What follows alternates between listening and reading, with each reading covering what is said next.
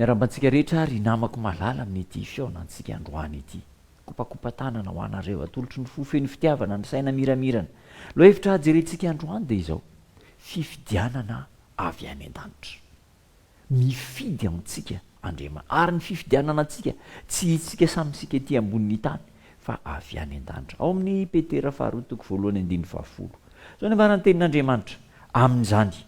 dia mazo tokokory rahalahy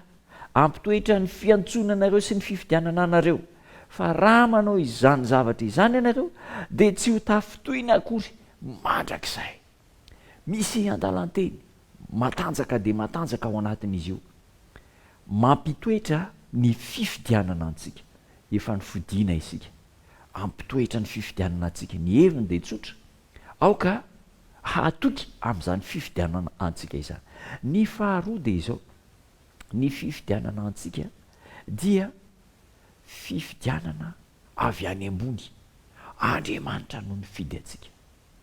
ninona fifidianana lalovantsika eto ambonin'ny tany eo amin'ny fiangonana eo amin'ny toe-javatra raha mandeha araky ny sitrapon'andriamanitra isika dia tsaroa fa andriamanitra no nifidy antsika ary io fifidianana io ihany ny fiantson'andriamanitra mba ho zanany mpandova fiainana mandraka io ihany fifidianana tokana ao anatin'ny baiboly ho tonga piray fomba amin'andriamanitra ny olona ny fidian'andriamanitra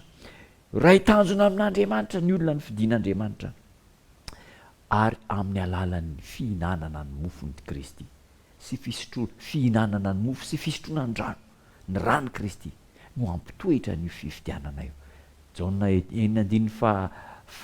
efatra amin'ny dimapolo sy ny telo ambenipolo zao ny voasoratra izay misotro mihinana ny nofoko sy misotro ny drako no manana fiainana mandrakizay ary izaho anangana azy amin'ny andro farana ny fanahy ny mahavelona ny nofo tsy mahasona inona na inona ny teny izay milazaiko aminareo fa nahazy fiainana ahoana ny fomba ampitoerana ny fifidianana ny kristy ny fifidianany kristy amintsika ny fahatokiana amin'ny fihinanana ny rano fihinanana ny mofo sy fisotroana ny rano kristy